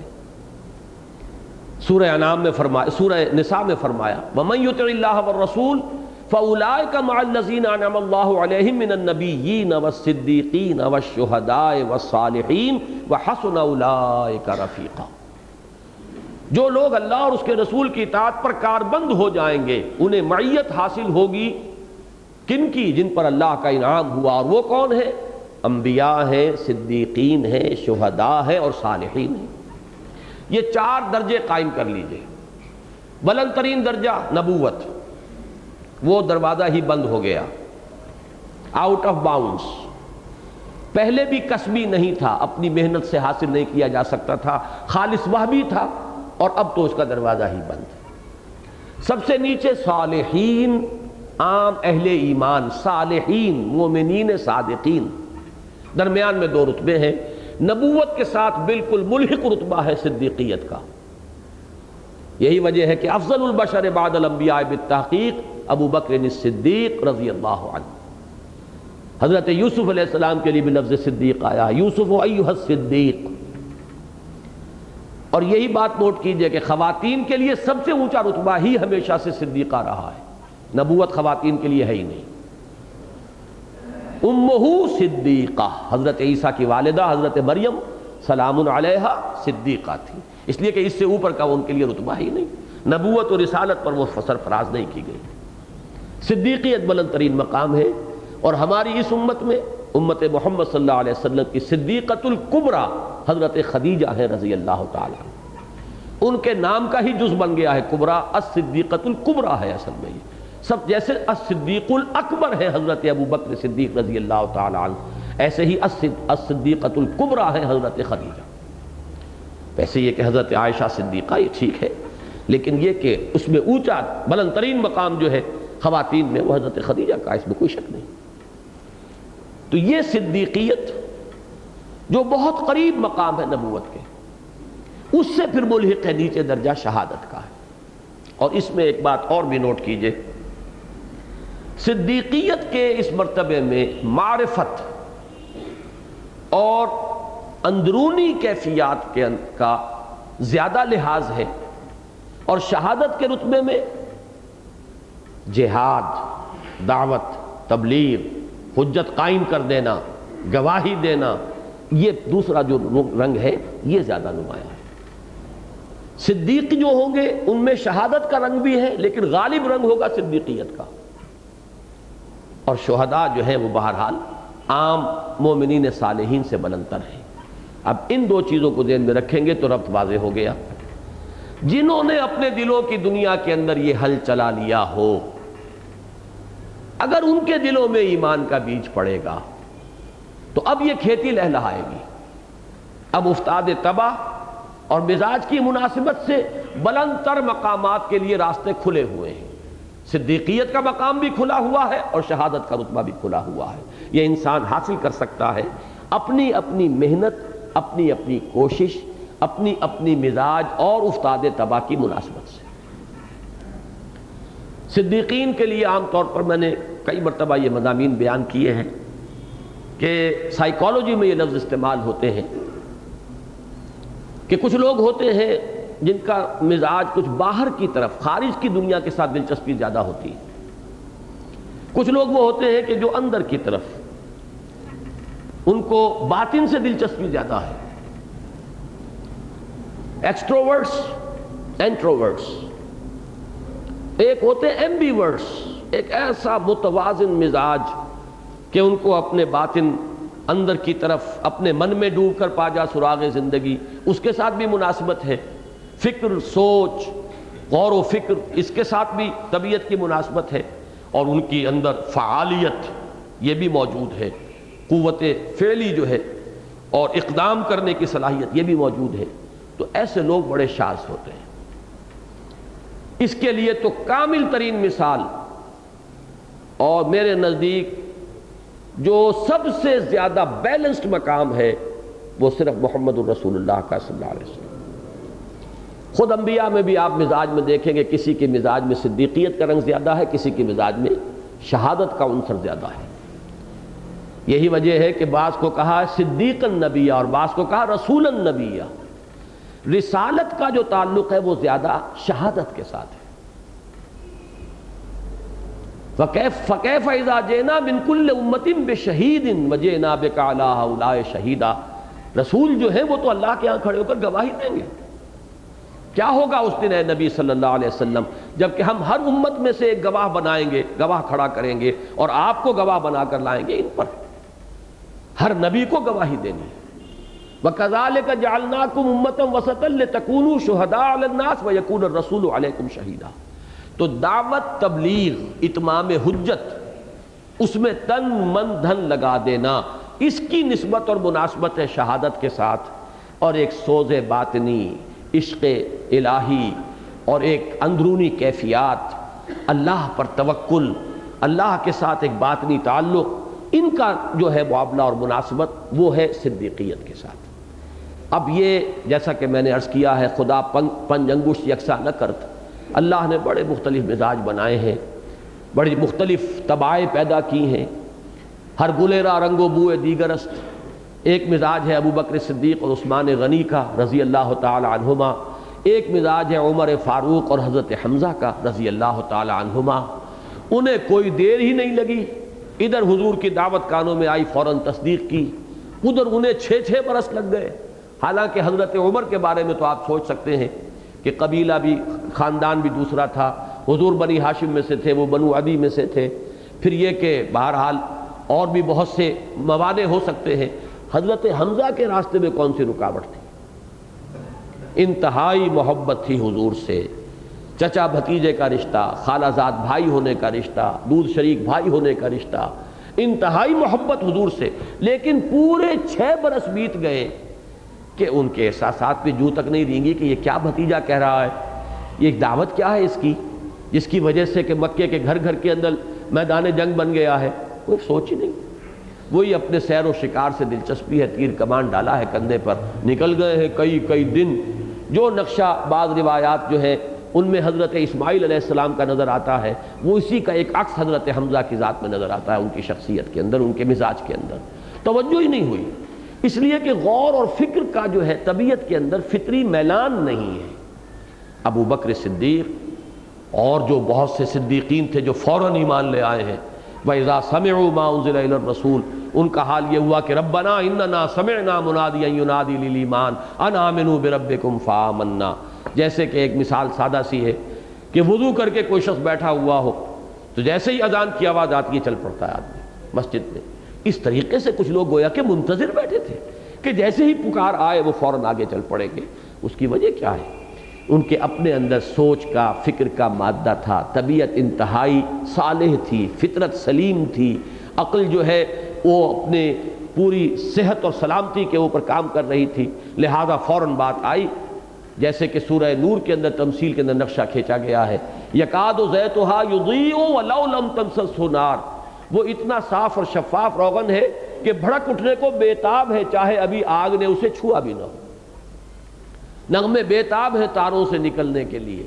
ایک یہ کیفیت ہوتی ہے، ایک یہ کہ کچھ ہے اوپر زنگ ہے، گردہ ہے، ہٹانا پڑے گا، کچھ صاف کرنا پڑے گا، کچھ محنت کرنی ہوگی، وہ بات سمجھانی ہوگی، پھر رفتہ رفتہ سمجھ میں آ جائے گی۔ لیکن ایسے لوگوں میں کثیر تعداد ایسوں کی ہوتی ہے جس کے بارے میں حضرت مسیح نے فرمایا کہ بہت سے ایسے ہیں جو بعد میں آتے ہیں لیکن پہلوں سے کہیں آگے نکل جاتے ہیں، اس لیے کہ ان میں قوت فعالی جو ہے وہ بہت ہوتی ہے، طاقت ہے، قوت ہے، چونکہ وہ مزاج ہی اس طرح کا ہے جیسے کہ جس کی عمدہ ترین مثال حضرت عمر ہے رضی اللہ تعالیٰ عنہ۔ ایمان لانے میں 6 برس لگ گئے ہیں، لائے بھی ہیں تو جذباتی اپیل سے ایمان لائے ہیں، کوئی سوچ سمجھ کر غور و فکر والی بات جو تھی وہ نہیں تھی، بلکہ یہ کہ دیکھا بہن کا معاملہ صنف نازک ہے اور کوہ ہمالیہ کی طرح کھڑی ہوئی ہے کہ عمر چاہے ہلاک کر دو ہم اب اس دین کو ہاتھ سے دینے والے نہیں ہیں۔ ایک دم آدمی سوچ میں پڑ گیا بات کیا ہے، یہ جذباتی اپیل ہے۔ حضرت حمزہ کے بھی ایمان لانے میں اصل شے جذباتی اپیل تھی کہ لونڈی نے کہا ہے کہ آج تو ابو جہل نے آپ کے بھتیجے کے ساتھ بہت ہی برا سلوک کیا ہے، بس وہ محبت جو اندر تھی وہ سوئی ہوئی تھی، جاگ اٹھی، آئے ہیں اور سیدھے جا کے اس سے للکارا ہے اور کمان دے کر ماری ہے، سر پھاڑ دیا ابو جہل کا، اور کہا یہ ہے کہ آئندہ اگر ایسی حرکت کی تو مجھ سے برا نہیں ہوگا، اور ایسے ہی فوراً اچھا ٹھیک ہے میں اس پر ایمان لایا، آؤ میدان میں مقابلہ کرو۔ یہ انداز ہے حضرت حمزہ کا۔ تو یہ صدیقین اور شہداء یہاں پر ایسے سرسری طور پر گزر جانے والی بات نہیں ہے۔ اور یہ آیت یہاں کیوں آئی؟ ان والذین آمنوا باللہ ورسولہ، یہاں صرف واو سے اس حقیقت کو نمایاں کیا گیا ہے جو سورہ بلد کے اس مقام میں لفظ ثم سے آیا ہے۔ یہ مغالطہ نہ ہو کہ یہ صرف نئے اہل ایمان کا معاملہ ہو سکتا ہے۔ جو تقریریں میں کر رہا ہوں آج کل حقیقت ایمان پر مسجد دارالسلام میں، میں بار بار میں نے یہ بات واضح کی ہے، پہلے سے ایک شخص مسلمان پیدا ہوا ہے، ایک تقلیدی ایمان تو اس میں ہے، ایک تقلیدی اور غیر شعوری مانتا ہے۔ فرض کیجئے ایک شخص بچپن سے نماز بھی پڑھ رہا ہے، آخر یہ نمازیں کہیں اکارت تو نہیں گئی، اس کا کوئی نہ کوئی عکس اس کے باطن میں پڑا ہے، لیکن یہ ابھی غیر شعوری اور تقلیدی ایمان ہے۔ ایک وقت آتا ہے کہ وہ جاگتا ہے اور شعور کے ساتھ ایمان لاتا ہے۔ یہ شعور کے ساتھ ایمان لانا اور پھر ایک فیصلہ کرنا کہ اب ہر چہ باد آباد ماں کشتی درا بنداختیں، اب میں نے اللہ کو مانا ہے تو ایسے مانوں گا جیسے ماننے کا حق ہے، اب میں نے رسول کو مانا ہے تو ایسے مانوں گا جیسے کہ رسول کو ماننے کا حق ہے۔ یہ جو شعوری ایمان ہوتا ہے اس کے ضمن میں یہ بات سمجھ لیجئے، اگر اس وقت بھول چوک ہو گئی اور مال کی محبت کی کثافت اور نجاست کو دل سے نہیں نکالا تو بھی گاڑی نوکنگ کرے گی، بریک لگا رہے گا، آگے نہیں چل سکے گا۔ اس کے لیے بھی لازم ہے کہ اب سلوک قرآنی کی اس پہلی شرط لازم کو پورا کیا جائے، مال کو دیا جائے، خرچ کیا جائے، لگایا جائے اللہ کی راہ میں۔ اس سے اصل میں وہ کثافت جو ہے اندر کی صاف ہوگی کہ اب پھر ایمان کی کھیتی جو ہے لہلہائے گی، اس لیے کہ نجاست جو ہے وہ نکل چکی ہے، زمین کی تطہیر ہو چکی ہے، اب اس میں ایمان کا بیج پڑے گا۔ ثم کان من الذین آمنوا وتواصوا بالصبر وتواصوا بالمرحمہ، یہ ربط ہے اس کا۔ ان المصدقین والمصدقات واقرضوا اللہ قرضا حسنا یضاعف لهم وَلَهُمْ أَجْرٌ كَرِيمٌ وَالَّذِينَ آمَنُوا بِاللَّهِ وَرُسُلِهِ أُولَٰئِكَ هُمُ الصِّدِّيقُونَ وَالشُّهَدَاءُ عِندَ رَبِّهِمْ۔ اس آیت کے بارے میں تو یہ چاہتا ہوں کہ آپ اس درس کے ساتھ ساتھ اللہ تعالیٰ آپ کو توفیق دے، آپ کچھ تفاسیر دیکھیے، اسی میں پھر تقابل آپ کر سکیں گے کہ کیا کیا باتیں وہاں آئی ہیں، یہاں کیا چیز کس بات کی طرف توجہ دلائی گئی ہے۔ ایک یہاں پر اور بھی کافی اختلاف والی بات رہی ہے، بعض حضرات کے نزدیک صدیقون پر جملہ ختم ہو جاتا ہے، والذین آمنوا باللہ ورسلہ اولئک ھم الصدیقون، جملہ ختم، آگے نیا جملہ شروع ہو رہا ہے والشہداء عند ربہم۔ اب یہ شہداء جو ہے یہاں پر پھر مبتدا بنے گا، اور یا تو اس کی خبر ہوگی عند ربہم، اور یا یہ صفت بنے گا اور شہداء موصوف، اور لہم اجرہم و نورہم یہ خبر بنے گی۔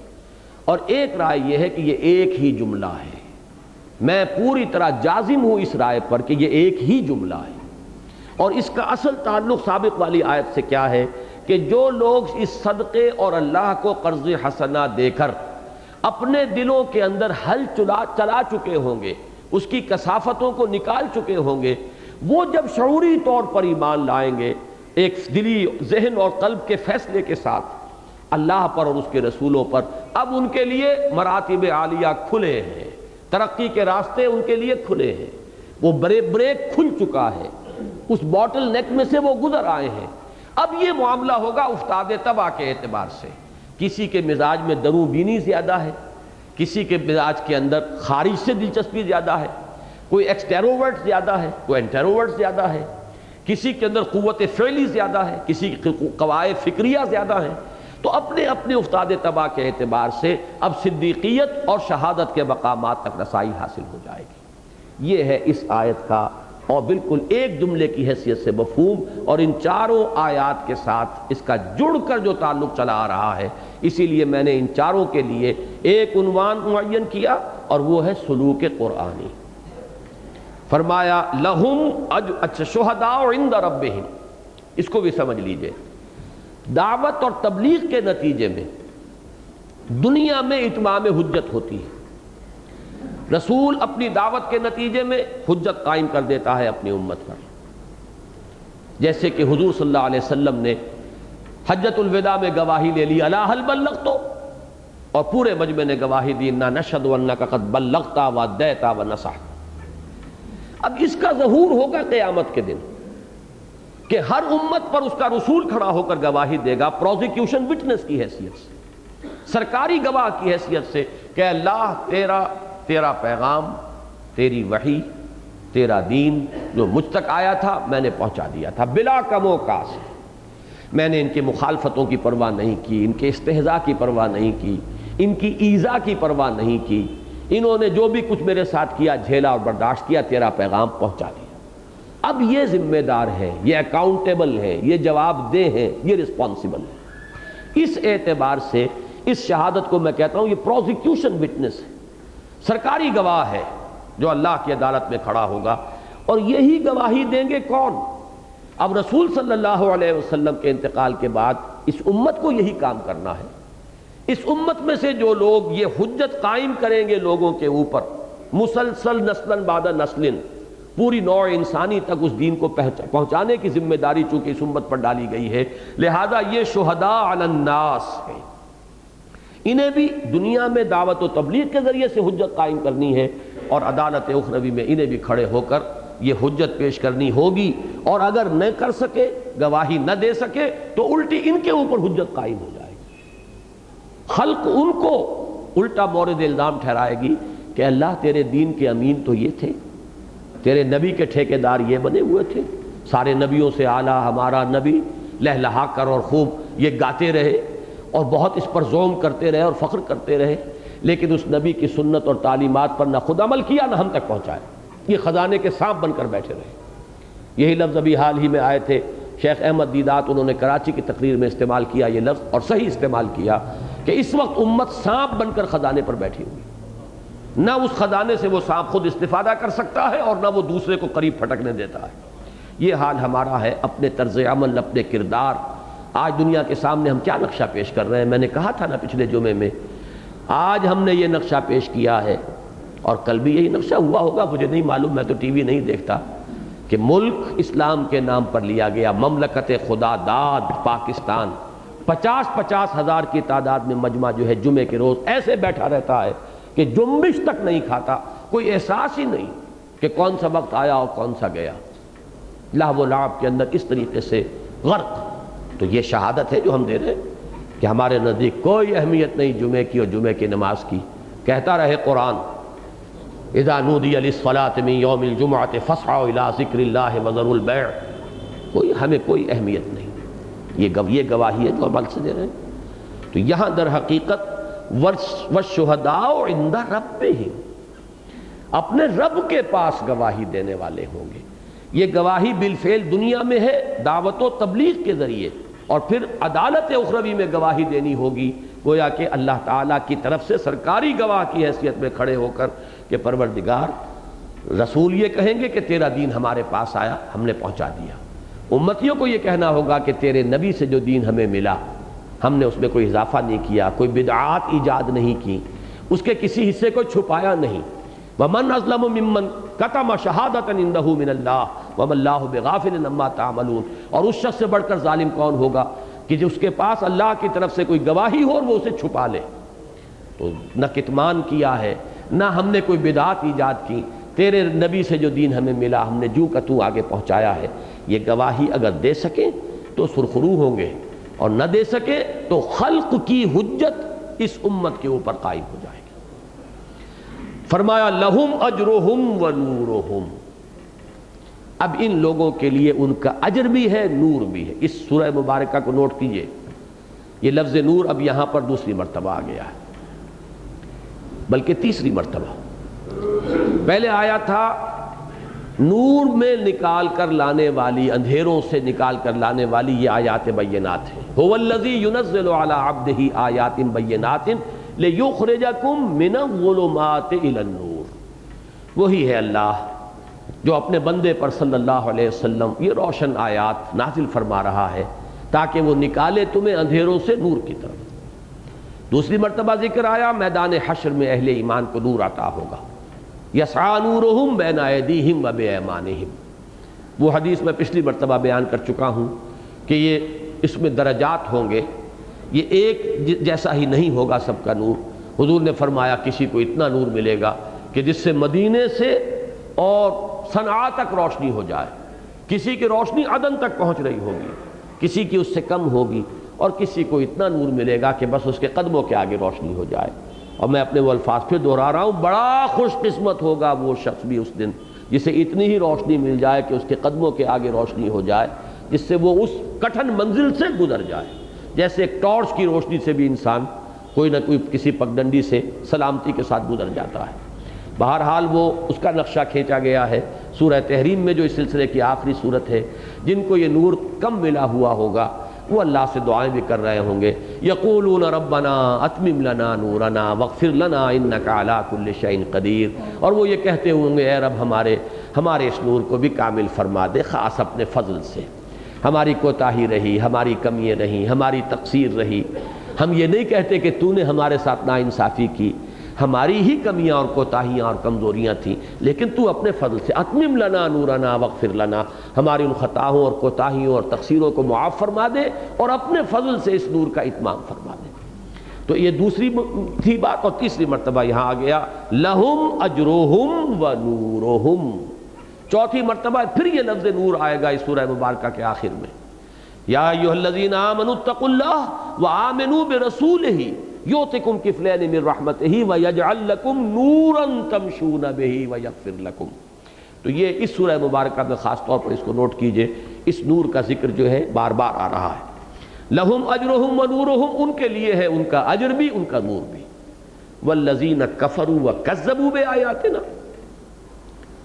اور وہ لوگ کہ جنہوں نے چھپایا اور دبایا اور جھٹلایا ہماری آیات کو۔ یہ دو الفاظ بھی آتے ہیں تو یہ ایسے ہی نہیں آتے، جیسے ہم کہہ دیتے ہیں گورا چٹا یا اور اس طرح کے الفاظ صرف بات میں زور دینے کے لیے، ایسا نہیں ہے، بلکہ ان دونوں کا اپنا اپنا محل ہے۔ جیسے میں نے رؤوف اور رحیم کی آپ کے سامنے بڑی تفصیل سے وضاحت کی تھی۔ کفر کے اصل معنی ہے دبا دینا، چھپا دینا، اسی لیے یہ لفظ کفار آیا ہے قرآن مجید میں، یعجب الکفارہ، اگلے سبق کے اندر یہ لفظ آ رہا ہے۔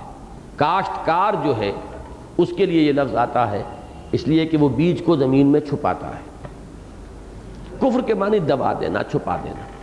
مقابلے کا لفظ ہے شکر، ظاہر کرنا۔